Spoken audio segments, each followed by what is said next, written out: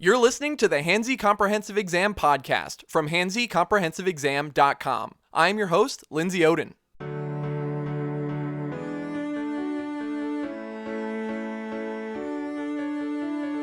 All right, we're back. Hello, audience. This is episode 11 of the Hanzi Comprehensive Exam podcast. I am your host, Lindsay Oden. I know we haven't had a podcast in a few months. We were on summer hiatus, but we are back, and I hope to make the podcast a little bit more of a regular thing. So this week, my guest on the podcast is my wonderful wife, Bonnie, and we decided to discuss the question that was posed to the GOP candidates at the second debate about who to put on the $10 bill. And it's a question that I think Bonnie and I see eye to eye on a lot of things, but we go through and we try to break down the answers that the Republican candidates gave about who they would put on the $10 bill. So I hope you enjoy it. The debate was about 24 hours ago. Please enjoy Hanzi Comprehensive Exam Podcast, episode number 11. All right, let's go ahead and get started. I am your host, Lindsay Oden, and I'm here today with Bonnie Carson Oden. Hi, everybody. How's it going? Full disclosure, she is currently my wife. Currently. Also currently a woman. Currently. So I think it's safe to say that she can speak to this question that we've decided to talk about today, and that is, of course, the who would you put on the $10 bill question that was asked to the Republican debate contestants last night. It's been about, what would you say, about 24 hours? Yeah, probably about a day ago. Exactly. Yeah, it's been about 24 hours since the last GOP debate that happened on September 16th. And during the debate, they were asked by the CNN moderator who they would put on the $10 bill because of the discussions that have happened earlier this year concerning putting a woman on the $10 bill. So, first of all, I would just like to point out that I believe the GOP field as a whole completely and utterly botched this question. Without absolutely. A doubt. How many was it? 3 or 4 let's recount it out real of quick. the 11? No, all here right. we go. Okay. All right. We're gonna. I'm going to read everybody's answers real quick. So they go around the horn. They start with Rand Paul. He says Susan B. Anthony. Second up is Mike Huckabee. He says his own wife. Marco Rubio says Rosa Parks. Ted Cruz says Rosa Parks. Ben Carson says his own mother. Donald Trump jokingly perhaps, says his own daughter and then clarifies Rosa Parks. Jeb Bush says former UK Prime Minister Margaret Thatcher. Scott Walker said Clara Barton. Carly Fiorina said she wouldn't change the bill. John Kasich said Mother Teresa, and Chris Christie said Abigail Adams. Okay, so for you keeping score at home, 5 of those people, not counting Carly Fiorina, because she didn't say anybody, but 5 of those people. Which I find a little bit interesting that the woman would be the one person. Oh, we're going to get to her answer. Okay, we'll talk to that in a I have second. some I have some notes about her answer here, but if you're keeping score at home, that means 5 candidates. We can say 4.5 if you don't want to give it all to Trump. Say 4.5 of those candidates did not think of a single historically important American woman to put on the $10 bill. And I understand to an extent. I think maybe what some of them were going for by saying, oh, my daughter, my wife, my mother. I think those answers were sort of meant to make them come across as being sort of more endearing and family-oriented to the American people, but it came off as being very thoughtless and poorly researched. I am so glad you said that. Because here's what I think about that. I think it is pandering, family values, gibberish. That's what it is. It is, I mean, first of all, we can analyze the thought behind the question, right? The question in itself is, I don't know, I think it's important. I mean, the criticism I read on Reddit today said that it's kind of an empty question, kind of a stupid, vacuous question. I disagree. I absolutely disagree. I think this is a question that interrogates what the Republican field knows about American history and what respect they have for women who made this country. Exactly, and I think that this was a very telling example of the... Exactly. Yeah. It's an example of why the GOP has a problem with women voters, first of all. Let's point that out. But I think, secondly, it shows a complete and utter disrespect for the accomplishments that women have made throughout history. Oh, absolutely. Okay. Absolutely. But I mean, honestly, could we have expected any more? Oh, absolutely not. I mean, look at Carly Fiorina. She's the one female candidate, and she is also, as far as I know, the only candidate that's had their appearance made fun of by Donald Trump, of course. But I still think it stands to reason that they have a very, very long gap to cross if they want to reach any women voters. Well, I mean, at all. I think you're completely right about all of that. And we can touch on that later. But I think a very insightful comment that I read on Reddit today was that conservatives have spent the last few centuries of this country's history specifically. We can talk about all of Western civilization as long as we want. But I think specifically in this country, conservatives have worked to prevent women from becoming leaders, becoming historically women significant. are more inclined to vote democratically. I mean, that's just a statistical fact that women are more prone to be more empathetic. They want their families and their children to do well. And how about they vote for their own interests? And they vote for their own interests. They vote for things like Social Security, things like the women's right to choose. Exactly. Any number of things. Exactly. Women have been ahead of men on issues even like gay marriage for decades. Oh, absolutely. But I think to return to my point, or just real briefly, is to say that conservatives have worked to make women historically irrelevant for centuries. And now this is the culmination of that they are so backwards in their thinking that they can't even come up with a single example. Half these Republican candidates could not come up with a single example. And it's also, I think, an indictment for all those people who went later in the list. Right. Right. Rand Paul probably had the hardest time and gave the second best answer. Mm-hmm. He was put on the spot, and he seemed a little surprised by the question, but he answered Susan B. Anthony. And, of course, that's a safe answer. She's already on the currency. Mm-hmm. Suffragette. Freedom for women, increase of democracy. She was an easy one. That sounds like if you would have asked a fifth grader, name a woman historical figure, I feel like that's the one that they would have come up with. They would have come up with Susan B. Anthony or Rosa Parks. Yeah. Right? Mm-hmm. And I think I've compiled a list, and we'll get to the list here in a second. I think it's a list of women that any middle school student would be familiar with from the history textbooks. Right. Okay, this doesn't even count women who I think are relevant and important in history. I think it's any person with a basic education in America should know these women. Okay, so do you want to just start there, and we'll think about that as we go down? Where? Do you want to start on the list of women that I've made? Sure. Okay, let's start with number 1. Sacagawea. Mm-hmm. Easy.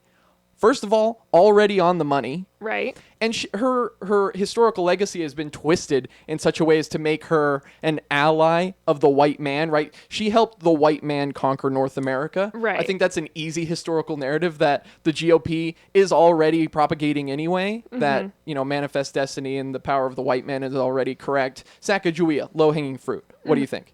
Do you think saying Sacagawea would have been fair? I mean, yeah. Keep going with your list, babe. Just read your list. Just do your spiel. Explain it. You obviously know what you want to say. Just read through your list. Explain it. I will comment if I feel. Let's talk about the Rosa Parks answer instead. All Let's do that instead. Okay. Let's talk about why every Republican saying Rosa Parks on that stage is full of shit. Are you ready? Yep. I'm okay. Ready. Rosa Parks, let's remember. She was a civil rights agitator who would hate everything that the Republican Party stands for today. Oh, absolutely. Absolutely. Every one of those people on that stage who had a negative opinion about Tamir Rice or Trayvon Martin, all the terrible things that they have said in the fallout of Ferguson, Missouri. And who do they go to for their women on the currency? They go to Rosa Parks, who would hate everything that they say. Didn't Donald Trump also try to recover by saying Rosa Parks as well? Yes, he said his daughter first, and then he agreed that Rosa Parks is a good choice. Which I find very funny because Donald Trump is actually one of the most famous candidates for spewing racist nonsense, but he definitely...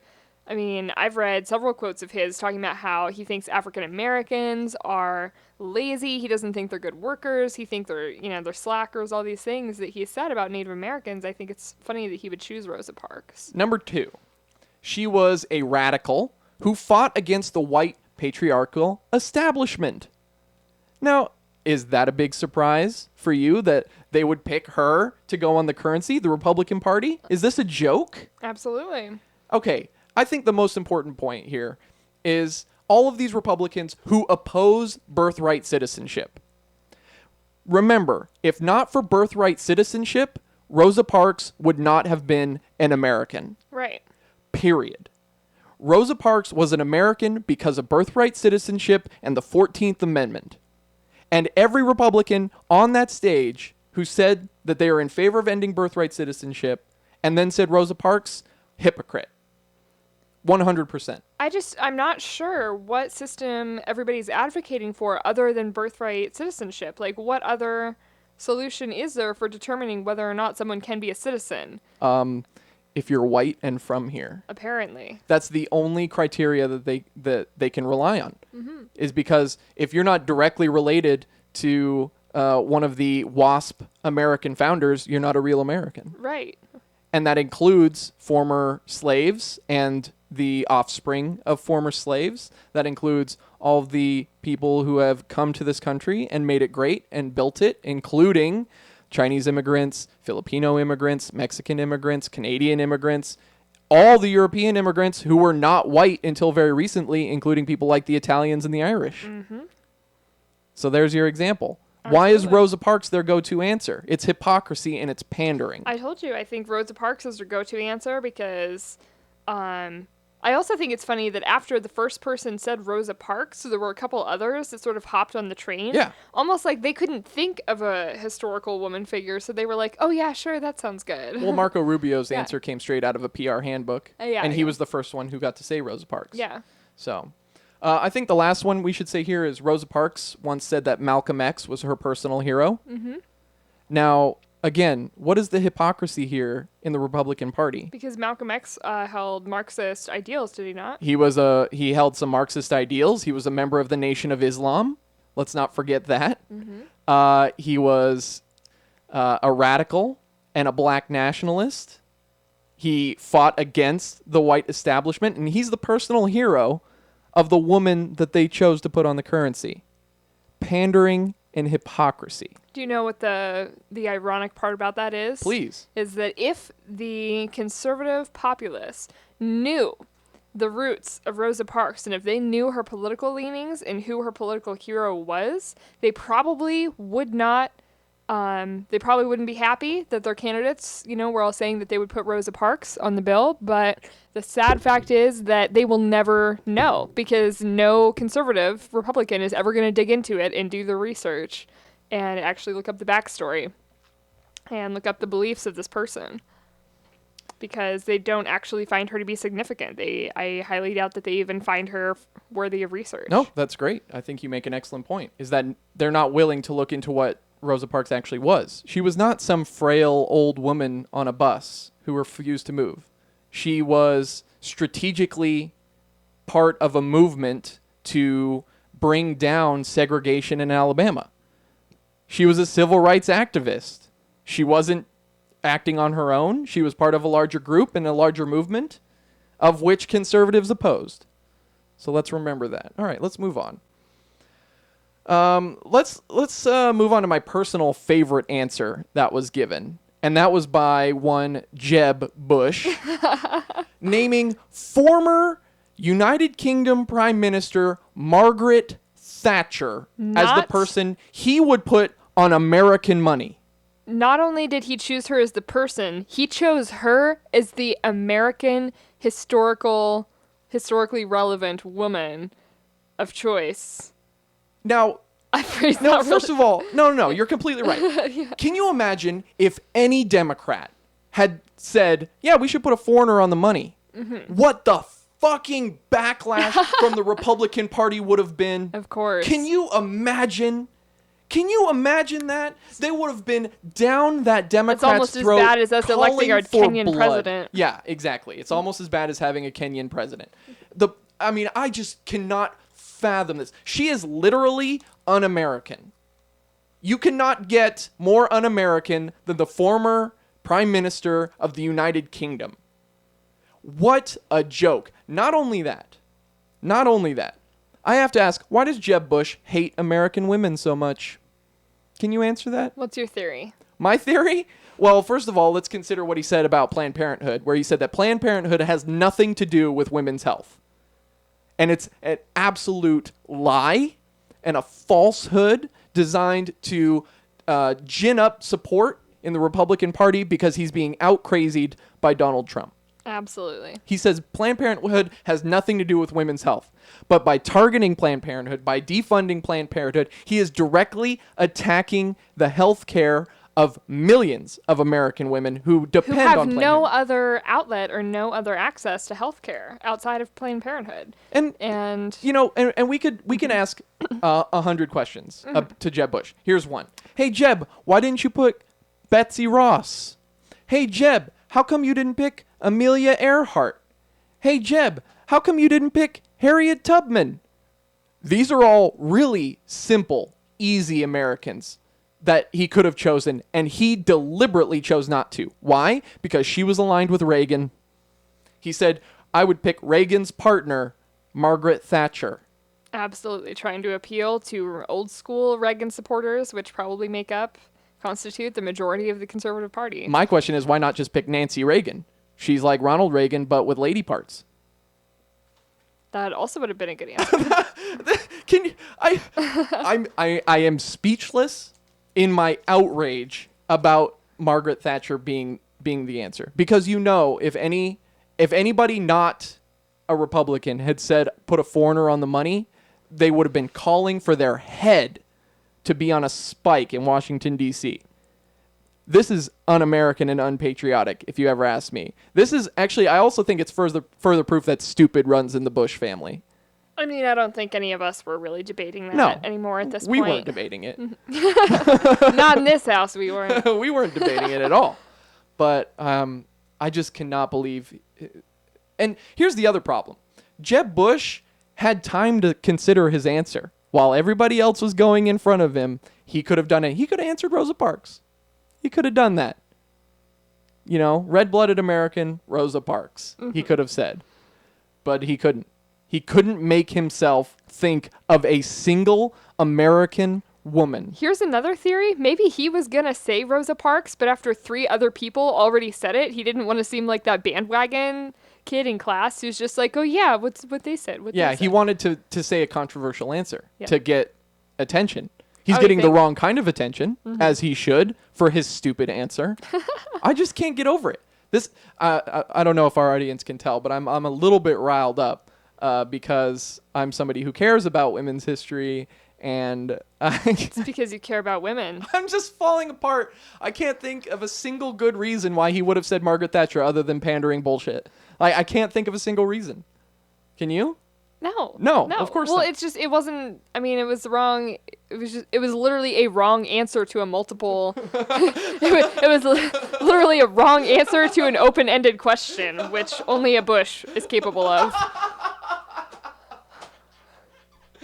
Oh, let's move on. I don't know what the answer was, but it wasn't that one. You know what the scariest part of this whole thing is? Scott Walker came up with the best answer.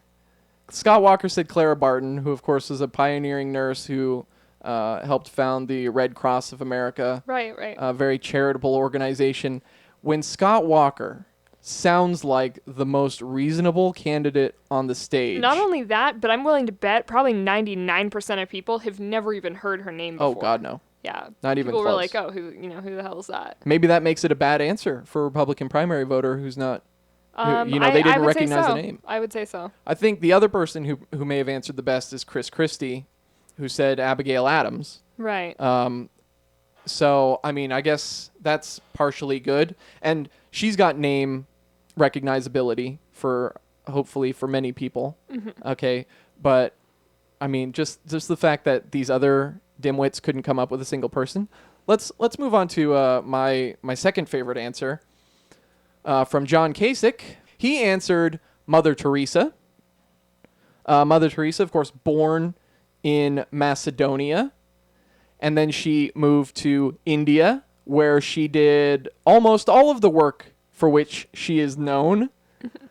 And which, by the way, is widely regarded as being anthropological, like pro, local public health, She's known for being like sort of this nurse, sort of like this free nurse caregiver type woman.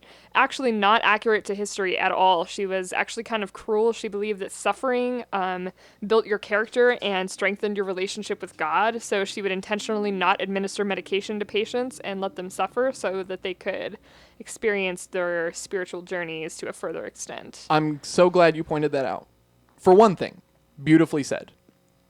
For another thing, can we bring this back to how she's not a historically relevant American? In any sense of the word. She's a religious figure. Yeah, she's a religious figure. That's fine. I mean, I don't have a problem with her on that account. I have a problem with Kasich, again, failing to come up with a single American historically relevant hero. Mm-hmm. Can I let me list a couple more. Hey, John Kasich, how come you didn't say Sally Ride? You know, female astronaut. Yeah. Hey, John Kasich, how come you didn't say Rachel Carson, famous American female scientist? Hey, John Kasich, how come you didn't say Elizabeth Cady Stanton, famous American suffragette? I could go on. You want me to do another one? Hey, why didn't you say Susan G. Komen? That'll work. Why not? One of the most recognizable names in the country right now because of breast cancer awareness. Hey, John Kasich, how come you didn't say Condoleezza Rice? She's a Republican appointee, right? She was picked by George Bush. Was she the first African-American Secretary of State? No, that was Colin Powell. First woman. First female black Secretary of State. Those seem like pretty cool credentials. Mm-hmm. How about this one? Hey, what about Sandra Day O'Connor? First woman on the Supreme Court of the United States, and she was appointed by Reagan. Could none of them come up with Sandra Day O'Connor? I don't know. I don't know why they wouldn't. I'm going to leave a little bit of dead air here, just so the audience can get an impression of how fuming mad I am at this whole botched, gruesome You're not, answer. though. You're not mad because you want the Republican debates to be bad. I mean, you want to be able to pick fun at them because the more ridiculous and poorly educated and... You know you're right. I mean... Like, you're definitely right. I want them to make complete and utter fools of themselves so they don't win the general election. That is absolutely true. Mm-hmm. On the other hand, these are the people who believe they are qualified to be president, who currently enjoy the most support from their party to take on that job, and who have been chosen by poll-taking Americans to be on the debate stage. Right. These are the people that Republican voters think are the best shot to win the presidency. And for that, I am disgusted. I am disgusted at the state of this country, the state of women's history, when it can't even be brought up on a debate stage by the major contenders for the highest office in this country.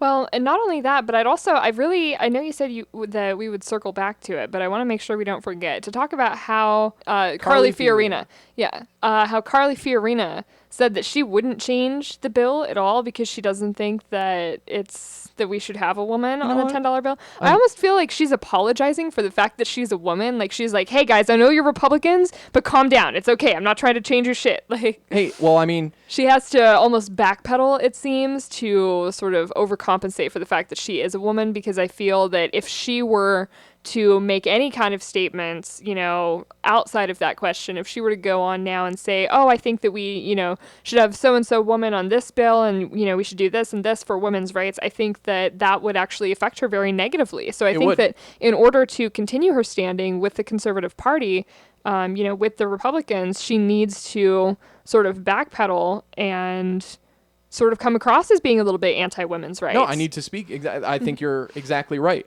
I don't think this is what the people on the stage genuinely believe. I don't think that they are this stupid. I say that they're stupid a lot. I criticize them for being dumb a lot. I don't believe that they're dumb. They're all incredibly educated, well-off people. They know exactly what they're saying. They've had public relations teams working with them for months about how to answer a question just like this.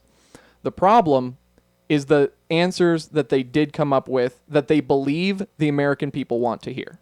Right. And so that Carly Fiorina believes the American people want to hear an answer where we shouldn't change the bill. And here's the reasoning she gave. She dodged this question, and she said she doesn't want to change the bill because she doesn't want to change history. And I think that's a very interesting way to have framed the whole debate. How exactly is honoring... Is it changing history? That doesn't make any sense. It doesn't make any sense. Like, it's not like changing the $10 bill is going to write Alexander Hamilton out of the history books. Right. Are any more people going to be less aware of him because he's not on the 10 anymore? It seems like she said she didn't want to change history. It seems like what she meant is that she did not want to change the historical status quo of the retelling. Thank you. By increasing the significance of female characters. That's an excellent point to make. That's an excellent point. I think you're exactly right. She doesn't want to rewrite the narrative of history as it has been constructed around great men. Right. I think because she spot feels on. that if she were to do that, it would alienate her from the race. Exactly.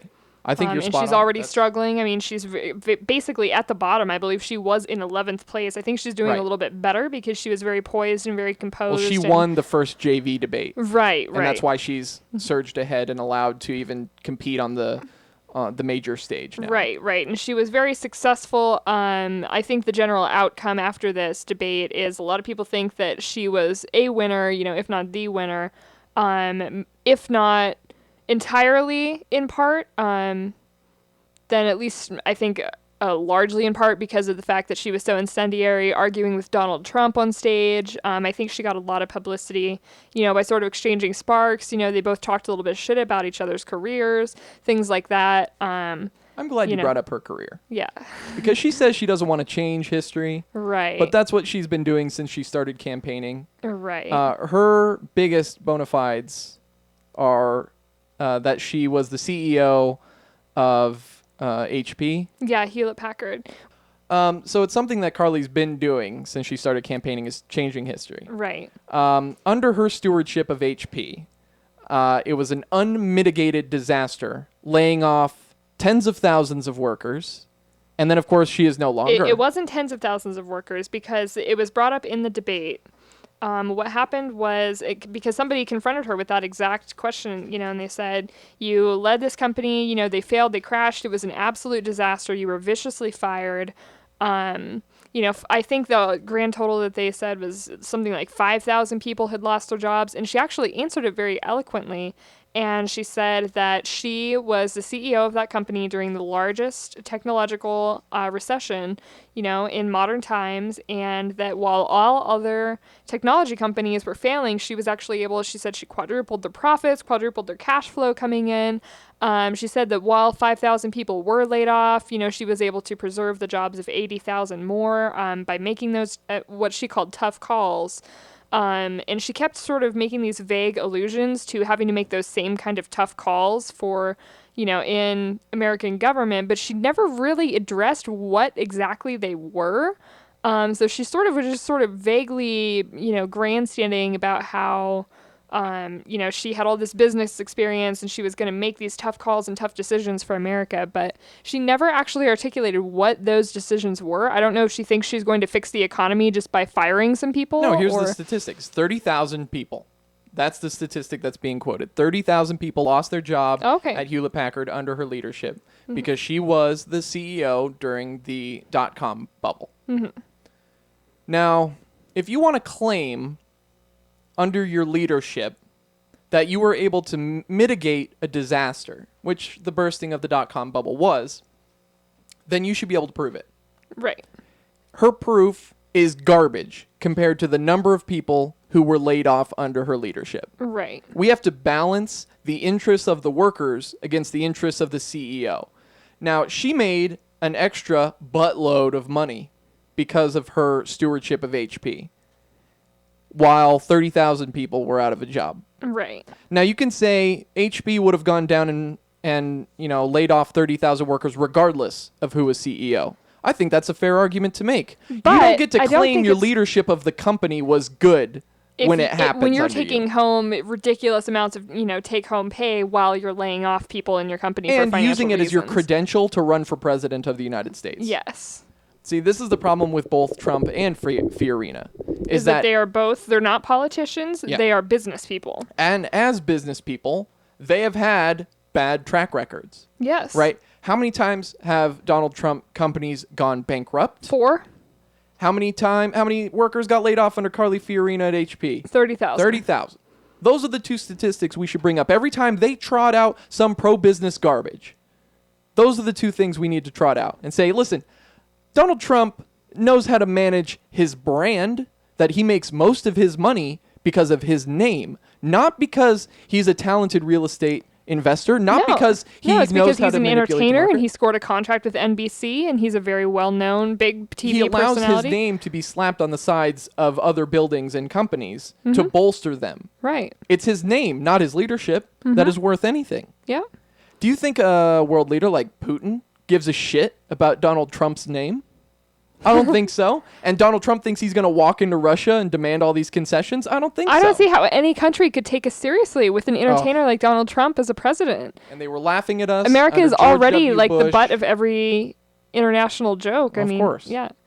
And it's debates like this which prove it. Right. When we have to come up with foreigners that we will put on our money. Now, I don't mean to sound nativistic. I really don't. I have nothing against I have everything against Margaret Thatcher. But that's not because she's a foreigner. That's because she was a terrible leader responsible for many terrible economic policies that hurt the workers of Britain and other places. I oppose these people, Mother Teresa and Margaret Thatcher, being put on the money because the money is supposed to be a symbol for an important historical figure, right? We put Benjamin Franklin on the money, even though he was never president. We put Alexander Hamilton on the money. We put Sacagawea on the money. And you can't come up with a single American woman that you would put on the money. It's despicable. Absolutely despicable. I'm just going over my notes here. To return to the Supreme Court briefly, how about we put every female member of the Supreme Court onto one bill? Right? Put Sandra Day O'Connor, Ruth Bader Ginsburg, Elena Kagan, and Sonia Sotomayor all on the same bill and say, these are the first women that were on the Supreme Court. Do you think that's a good idea? No, absolutely not. I think that's a terrible idea. Oh, okay. What, men are worthy of having their own bills and women aren't? Women have to share? I mean, you've pointed out something excellent, right? I mean, you're completely right, of course. You're completely right. Per usual. But I was just throwing it out there, first of all. I think that's fine. I think that's great. I just don't think women should be the only ones to have to share, Lindsay. Well, if you look, Sacagawea on the coin is carrying her son. That's true. So, okay, so you don't like that idea? No. Veto. Reject. Okay. How about just a bill of Sandra Day O'Connor? Or just a bill of Ruth Bader Ginsburg? I want Ruth Bader Ginsburg. That's my... Let me return to this for Notorious for just RBG. A second. Yes. Let me return to this for just a second. You know the Republicans could never say that. They would never be in favor of ever putting one of the current female justices of the Supreme Court on a bill. No. Because 75% of the women who have ever been on the Supreme Court were appointed by Democrats. Surprise. Now, give George Bush a little credit. He nominated a woman, the most unqualified Supreme Court candidate of all time, but he at least nominated a woman. He was able to identify a gender. That took some psychological. It's like he looked around the room and the first female lawyer he saw, he was like, Supreme Court. So, Harriet Myers, I remember. Harriet Myers. She got borked, which of course is the term used for when a Supreme Court nominee goes down in flames, like Robert Bork did when he was nominated by, I can't remember if it was Reagan or Bush, but I don't think it matters. Get borked. Get borked. Do you have anything to add, my dear, lovely wife? I think, I've pretty much said everything I have to say. Yeah, I spent the whole time on the podcast being angry. I hope our audience likes this. We haven't put out a podcast in a while. Hopefully. So, okay, Gotta get back in the swing. That feels like a good place to end this current discussion. I'm very happy that you all have listened. Give me 30 seconds. Think of a recommendation. I need to open a Word document that I have mine in. Okay. Think of a recommendation. All right. Okay, I have my recommendation. Bonnie, what is your recommendation? My recommendation is a song called Neverland by an artist called Abstract. It's a good song. Can you tell us a little bit about it? Just a little bit background. It's like an electronic. It's got a little bit of rap in it. It's sort of just, modern hip-hop sort of electronic music. It's good. Okay. Just listen to it. Okay, great. My recommendation for this week is another podcast. It's called What's the Point? And it's from the site 538. And that site is the brainchild of Nate Silver, who, of course, correctly predicted a bunch of political races in the last election. He's a statistical wizard. And so from his site is a podcast called What's the Point? And I will recommend episode 7, which is called Pre-Crime. And that was posted on August 6th. It's about how parole boards use these kinds of questionnaires to decide if people will be granted parole. And the questionnaires have, not only do they have all kinds of like racially biased questions that will keep people of color in jail longer, but they're also making a prediction about a person's recidivism after they're released from prison, which means they're making guesses about crimes that the person has not committed. Right. And that's why they call it pre-crime, of course, a reference to the film Minority Report, or the book of the same name. So, for example, in some of the questionnaires, they will ask questions like, if you live in a low-income neighborhood, that's a point against you because it makes you more likely to commit crimes after you get out of prison, which of course is... Because people in low-income neighborhoods are known to commit more crimes, but that doesn't necessarily mean that it's caused. I mean, it's racially... a correlation It's does a not... racially profiled question. Right, because right. who do we know lives most prominently in low-income neighborhoods? Minorities. People who are minorities. Of course. For example. I just think that it's making a terrible mistake by confusing a correlation with a causation. Well, of course. And that's, I think, one of the main arguments from that podcast. But it's a really interesting look at the statistics behind people being imprisoned and their parole being denied because of statistics and because of these questionnaires that the inmates have no say on. And I think it's just a really excellent example of living in a Foucauldian dystopia where we are controlled and surveilled for crimes we have not even committed. So. Oh, I know all about that. Of course. That's my recommendation for this week. Thank you so much for listening to the Handsy Comprehensive Exam Podcast. It's great to be back. I hope to do them more often. We'll try and get some more guests in here and do some more fun interviews. But that is all from us this week. Bonnie, say goodbye. All right. Goodbye, everybody. Thanks for listening. Yes, thank you so much for listening.